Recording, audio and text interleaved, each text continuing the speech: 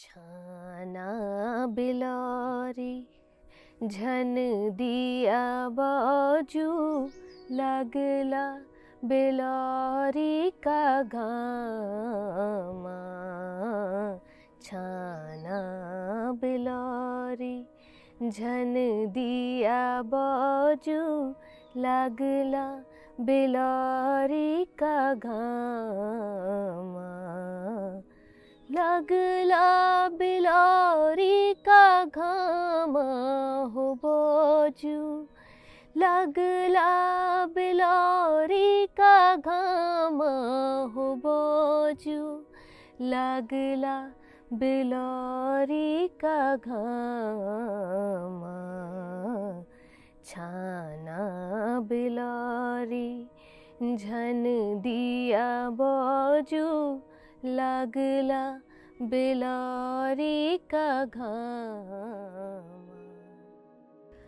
पहाड़ों की सांझ सुंदर मोहक अपनी ओर खींचती, कुछ बताती कुछ दिखाती।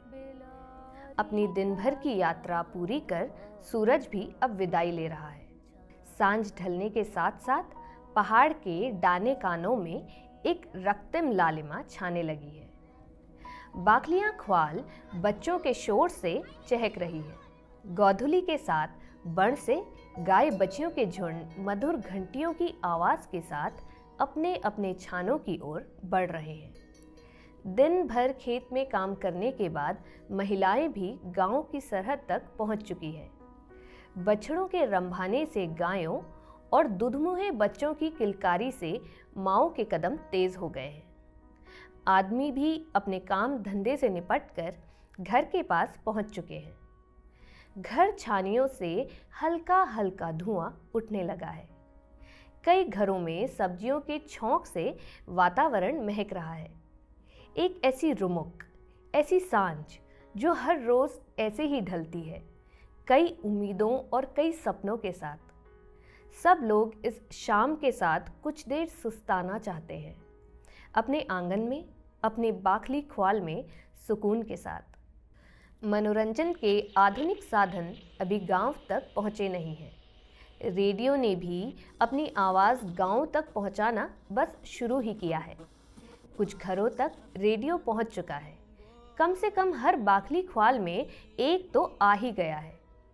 इसी सांझ के साथ लोगों को इंतज़ार है कुमाऊनी गढ़वाली लोकगीतों का।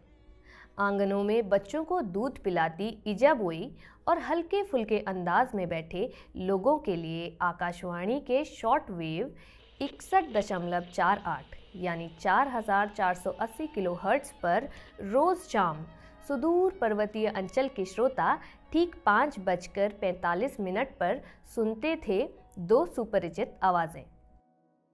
उत्तरायण का श्रोताओं का सेवा माँ वीर सिंह और शिवानंद को नमस्कार। भुला शिवानंद, हाँ दादा वीर सिंह। दादा वीर सिंह यानी जीत जरदारी और भुला शिवानंद हुए बंसीधर पाठक जिज्ञासु। उत्तरायण की विख्यात जोड़ी। अब न दादा वीर सिंह रहे और न शिवानंद, लेकिन उन्होंने उत्तरायण से जिस तरह पहाड़ी गीतों को लोगों तक पहुंचाया, वह आज भी हमारे बीच जिंदा है। उन दिनों एक गीत बजता था जिसे सुनने के लिए लोग अपना सारा काम धाम छोड़ दिया करते थे। सबसे ज़्यादा सुना जाने वाला फरमाइशी गीत। शिवानंद और वीर सिंह के संबोधन के बाद एक सुमधुर आवाज़ सुनाई देती। छाना बिलारी झन दिया बाजू लगला बिलारी का घामा। सब लोग उस आवाज़ की ओर खींचे जाते हैं। बच्चे अपना खेल छोड़कर रेडियो के नज़दीक आ गए हैं। महिलाएं अपने गोठ या छाने से कान लगाकर इस गीत को सुनने लगी हैं। पुरुष बड़ी तन्मयता के साथ गीत से जुड़ गए हैं। सुप्रसिद्ध गायिका बीना तिवारी जब इस गीत को गा रही होती तो पहाड़ की व्यथा, उसके संघर्ष, संवेदनाएं और सभी के दर्द इसमें समाहित हो जाते। इस गीत ने 60-70 के दशक में अपने कथ्य, प्रतीक और बिंबों से पहाड़ की महिलाओं के दर्द का ऐसा चित्र उकेरा जो आज के इस तथाकथित प्रगति के युग तक लोगों को अपनी ओर खींचता है। इस गीत में प्रतीकात्मक रूप से भले ही छाना बिलौरी गांव का जिक्र आया हो, लेकिन यह गीत एक तरह से श्रमशील पहाड़ी महिलाओं के कष्टों का प्रतिनिधि गीत है। छाना बिलौरी से लेकर अब यह गीत कई माध्यमों से दुनिया के विभिन्न हिस्सों में गाया सुना जा रहा है। समय के साथ इसके सुर साज बदल गए हैं। इसकी यात्रा भी काफी लंबी हो गई है। अब यह बाखलियों से निकलकर बड़े सभागारों में पहुंच गया है और गीत संगीत के नए प्रयोगों के साथ दुनिया के कई हिस्सों में दस्तक दे रहा है। लेकिन बड़ी बात यह है कि इस गीत का भाव नहीं बदला, मर्म नहीं बदला। उसी तरह जैसे सब कुछ बदलने के बाद भी पहाड़ के कष्ट कम नहीं हुए हैं। पहाड़ का हर गांव छाना बिलौरी है, तब भी था और आज भी है।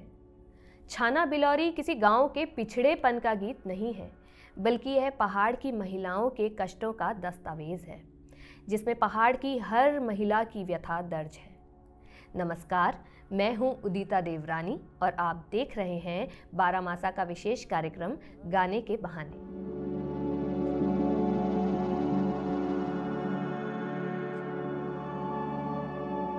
सुप्रसिद्ध गीत छाना बिलौरी को सबसे पहले आकाशवाणी में अपने मधुर कंठ से बीना तिवारी ने 1963 में गाया। जब वह इस गीत को बहुत गहरे तक डूबकर गाती तो पहाड़ के कष्टों की पूरी कहानी फूट पड़ती। इस गीत की विषय वस्तु पहाड़ के गांव में महिलाओं के कष्टमय जीवन पर केंद्रित है।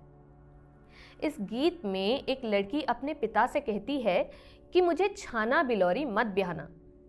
वह इस गीत में वहाँ के कष्टों को बताती है। उसका कहना है कि वहाँ इतना घाम यानी तेज धूप और गर्मी होती है कि वो खेत में काम करते हुए मर सकती है। वो कहती है कि मेरे हाथ की दराती या कुटली हाथ में ही रह जाएगी और घाम में मेरे प्राण निकल जाएंगे। यह गीत हर कालखंड में जितना लोकप्रिय रहा, इसकी विषय वस्तु को जानने में भी लोगों की उतनी ही रुचि रही है। लोगों में हमेशा से यह जानने की उत्सुकता रही है कि आखिर छाना बिलौरी है कहाँ। क्या वास्तव में इस गीत में जो कुछ कहा गया है वैसा ही है ये गांव? जब इन सवालों के जवाब ढूंढे जाते हैं तो उसमें कुल मिलाकर यही समझ आता है कि छाना बिलौरी तो ऐसा गांव नहीं है जैसा इस गीत में जिक्र मिलता है। चलिए पहले छाना बिलौरी गांव के बारे में ही जान लेते हैं। छाना बिलौरी बागेश्वर जनपद में स्थित दो पड़ोसी गांव हैं। ये गांव अल्मोड़ा बागेश्वर मोटर मार्ग पर झिरौली में मैग्नेसाइट से 1 किलोमीटर की दूरी पर स्थित है। लोग बताते हैं कि ये गांव इतने गर्म भी नहीं है कि इनके बारे में गीत ही बन जाए। कुमाऊं क्षेत्र में बहुत सारी घाटियां तो इससे कहीं ज्यादा गर्म है। छाना बिलौरी के बारे में कई तरह की कहानियां प्रचलित हैं। कुछ लोग कहते हैं कि इस गांव में एक ऐसे गांव की लड़की ब्याह कर आई जो अपेक्षाकृत ठंडे क्षेत्र की थी। उसकी अपनी सास के साथ नहीं पटी। उसने अपने मायके वालों को गलत तरीके से वहां की दिक्कतों के बारे में बताया। वो फिर अपने ससुराल नहीं गई। फिर उसकी बातों पर ही किसी ने ये गीत रच दिया। बाद में बांसुरी वादक प्रताप सिंह और सुप्रसिद्ध लोक गायक मोहन सिंह रीठा गाड़ी के गाने से इस गीत को लोकप्रियता मिली। जब आकाशवाणी से पहली बार बीना तिवारी ने इस गीत को गाया तो इसका फलक बढ़ता चला गया। बीना तिवारी जी की आवाज़ में जो कसक और वेदना थी, उसने इस गीत को जीवंतता प्रदान कर दी। ये गीत पिछले 7-8 दशकों से लोगों में अपनी छाप छोड़ता रहा है और आज भी नए रूप में प्रासंगिक बना हुआ है। छाना बिलौरी झन दिया बौजू गीत को किसी गांव की अच्छाई या बुराई की दृष्टि से देखना न्याय संगत नहीं है। लोकगीतों में इस तरह की प्रतिध्वनियां प्रस्फुटित होती रही हैं। लोक के किसी विषय को उठाकर उसमें उन तमाम संदर्भों को शामिल करने की प्रवृत्ति लोकगीतों में रहती है, जिससे आम जन सीधे प्रभावित होता है। इस तरह के कई बिंब कई बार गीतों में संदर्भवश आते हैं। उसमें स्थान, व्यक्ति, परिवेश कुछ भी हो सकता है। छाना बिलौरी गीत के साथ भी यही हुआ है। बल्कि यही एकमात्र गांव नहीं है जिसका जिक्र किसी विशेष प्रयोजन के लिए किया गया हो। इससे पहले और बाद में भी बहुत सारे ऐसे गीत आते रहे हैं जिनमें इस तरह के गांवों या व्यक्तियों का जिक्र आया है। बहुत सारे खुदेड़ और न्योली गीत हैं जो लोक के मर्म को आवाज दे चुके हैं।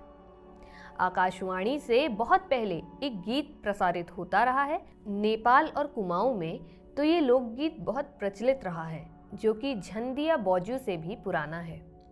इस गीत की रिकॉर्डिंग तो उपलब्ध नहीं हो पाई, लेकिन हल्द्वानी में चार्टर अकाउंटेंट और लोक विधाओं में गहरी दिलचस्पी रखने वाले सरोज आनंद जोशी ने इसकी जो धुन और बोल बताए वो कुछ यूं है। झूमला देश में केले बेवायु बाजू, झूमला देश में केले बेवायु बाजू, झूमला देश। खान खेन रोट वाले ना थी, पैरन खेन कपड़ा ना थी, झूमला देश मैं भूखी मरू लोही जू, झूमला देश। इस गीत की नायिका ने तो अपने कष्टों को बेहद गहराई से व्यक्त करते हुए कष्टों का ऐसा बिंब खींचा है कि उसका घाम भी काला है, जिसमें झुलस कर वह मर जाएगी। वो कहती है, झूमला देश को ऊंचा डांडा, काल घाम बादन का गाड़ा, मैं झूरी मरू लोही जू, झूमला देश। गढ़वाल में भी इस तरह के कई गीत लोक में प्रचलित रहे हैं, जिनमें महिलाओं के इस तरह के दर्द समाहित हैं। इसे एक बहुत पुराने लोकगीत से समझा जा सकता है, जिसके बोल हैं, कै खूणे बाल में डेल पढ़ाई, कै खूणे बाल राठ बिवाई। इस लोकगीत में क्षेत्र विशेष का भी जिक्र आता है, जब लड़की कहती है कि उसकी शादी राठ क्षेत्र में न करवाई जाए। वो कहती है, मिन्नत बाबाब राठ निजान, बांजा डाली हुंद फांस खाण। झंडिया बौजू गीत में छाना बिलौरी या गढ़वाल के लोकगीत में राठ क्षेत्र का नाम आने से ना तो किसी की बदनामी है और ना ही इससे महिलाओं के कष्ट कम होने वाले हैं। दरअसल लोकगीत किसी समय, इतिहास और परिवेश को समझने के सबसे बड़े संदर्भ होते हैं। उन गीतों को सिर्फ इसलिए बदल देना अन्याय है कि उसमें किसी स्थान विशेष का नाम आ गया है। छाना बिलौरी के साथ भी यही हुआ या हो रहा है। कई स्थापित गायकों ने तो इसके बोल ही बदल दिए और कुछ ने बहुत गलत तरीके से इसका प्रस्तुतिकरण किया। यह अचंभित करने वाला है कि सुप्रसिद्ध कुमाऊनी गायक गोपाल बाबू गोस्वामी ने सबसे पहले इस गीत को बदलकर इसके औचित्य पर ही सवाल उठा दिया। उन्होंने लोकगीतों की प्रकृति के खिलाफ जाकर गीत की व्यापकता को समझने की बजाय उसे इन दो गांवों की तौहीन के रूप में देखा। इसे इस तरह से प्रचारित किया गया कि जैसे किसी ने पहाड़ की महिलाओं के दर्द को उठाकर बहुत बड़ा अपराध कर दिया हो। गोपाल बाबू गोस्वामी ने इस गीत को लोक में प्रचलित गीत से ठीक उलट गाया। सुनिए उनके गाए गीत की ये पंक्तियां। छाना बिलौरी के भलो लागो, छाना बिलौरी का जाना, दीदी बाजू छाना बिलौरी नी लगना हो घाना। कुमाऊनी गायिका माया उपाध्याय ने भी इस गीत को अपनी तरह से गाया है। इससे पहले उन्होंने ओ भिना कसी के जानू द्वारहाटा गीत को भी कुछ इस अंदाज में गाया था, जिसे लोकगीतों की समझ रखने वाले अधिकतर लोगों ने बहुत हल्का माना। सुनिए माया उपाध्याय का गाया छाना बिलोरी। छाना बिलोरी के मानो मान्यो, छाना बिलोरी का डाना, रीलिया बाजो छाना बिलोरी, लगना हो घामा। लोकगीतों के ऐसे संदर्भ रहित प्रस्तुतिकरण से भी दुर्भाग्यपूर्ण बात यह है कि पौड़ी जनपद के राठ क्षेत्र को लेकर बने एक लोकगीत पर तो वहाँ के लोग इतने उत्तेजित हो गए कि उन्होंने उसकी गायिका संगीता ढोंडियाल के खिलाफ अभियान चला दिया। इसके बाद उन्हें न केवल माफ़ी मांगनी पड़ी बल्कि उस गीत को भी हटाना पड़ा। छाना बिलोरी गीत के इतने सारे संदर्भ, इतनी सारी व्याख्याओं और समझ के बाद भी इस गीत की लोकप्रियता और प्रासंगिकता में आज तक कोई फर्क नहीं पड़ा। यह लोक की ताकत और अभिव्यक्ति के माध्यम की ताकत का सबूत है। छाना बिलोरी झंडिया बौजू आकाशवाणी से बीना तिवारी ने 1963 में पहली बार उत्तरायण कार्यक्रम में गाया था। इस गीत की यात्रा इसलिए भी बहुत मायने रखती है कि 60 के दशक में जब आकाशवाणी से पहाड़ी गीतों के लिए कार्यक्रम बन रहे थे, तो यह गीत उस इतिहास के निर्माण का न केवल साक्षी रहा है बल्कि उसने हमारी लोकगीत यात्रा को बड़ा फलक दिया। जब आकाशवाणी से पहाड़ी गीतों के कार्यक्रम बनने लगे तो बहुत सारे गीतों और लोक गायकों से लोगों का परिचय हुआ। उस दौर के गीतों को सुनकर एक पीढ़ी बड़ी हुई। इन गीतों और गायकों को बड़ा मंच प्रदान करने में महत्वपूर्ण भूमिका रही उत्तरायण, गिरी गुंजन और फौजियों के लिए कार्यक्रमों की। उत्तरायण कार्यक्रम हालांकि 1962 में कमलेश शर्मा कमल और जरदारी जी शुरू कर चुके थे, लेकिन 1963 से जिज्ञासु जी और जरदारी जी की जोड़ी ने इसे ऊंचाइयां प्रदान की। इसी कार्यक्रम से शुरू हुई इस गीत की यात्रा अब एक विशुद्ध लोक गायन शैली से कई रूपों में हमारे सामने है। उसका रूप भले ही कई बार बदला नजर आता है, लेकिन उस गीत की आत्मा अभी उसी तरह से बची है। उस महिला की पीड़ा की तरह जो अपने कष्टों से मुक्ति के लिए अपनी आवाज़ उठाती है। छाना बिलोरी झंडिया बौजू की धुन भी इतनी कर्णप्रिय रही है कि इसे कई बड़ी जगहों पर सम्मान मिला है। कुमाऊं रेजिमेंट ने भी इसे अपनी परेड की धुन में इस्तेमाल किया है और गणतंत्र दिवस पर राजपथ में भी इस पर परेड हुई है।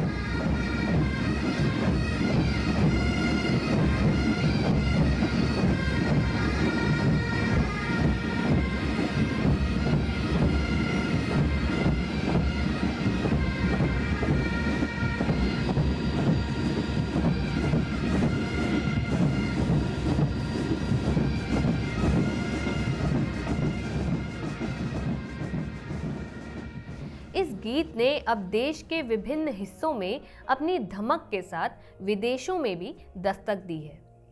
असम निवासी और हिंदी फिल्मों में अपनी आवाज़ देने वाले सुप्रसिद्ध युवा गायक पेपॉन ने भी देश विदेश के कई बड़े मंचों से इस गीत को अपने ही अंदाज में गाया है। सुनिए उनकी आवाज़ में छाना बिलोरी। झंडिया बौजू लगला बिलोरी को हाथे की दातुली हाथे मरोली, हाथे की दातुली हाथे मरोली, झंडिया बौजू लगला बिलोरी को झंडिया बौजू लगला बिलोरी को। नई पीढ़ी भी गीत संगीत में जो भी नए प्रयोग कर रही है, उसमें छाना बिलोरी झंडिया बौजू गीत को प्रमुखता मिलती रही है। फ्यूजन के इस युग में इस गीत को नई पीढ़ी ने अपने अंदाज में कई रंगों से भर दिया है। चर्चित बैंड पांडवाज ने जब इस गीत को अपने अंदाज में गाया तो नई पीढ़ी के लिए जैसे ये गीत एक बार दोबारा जी उठा। सुनिए पांडवास का गाया ये छाना बिलोरी। दुख सुख कति निहुनु चले वाले रुने ठुल नाना सास सौर घरा मैं बाब जसा कर लाओ त्यारा फामा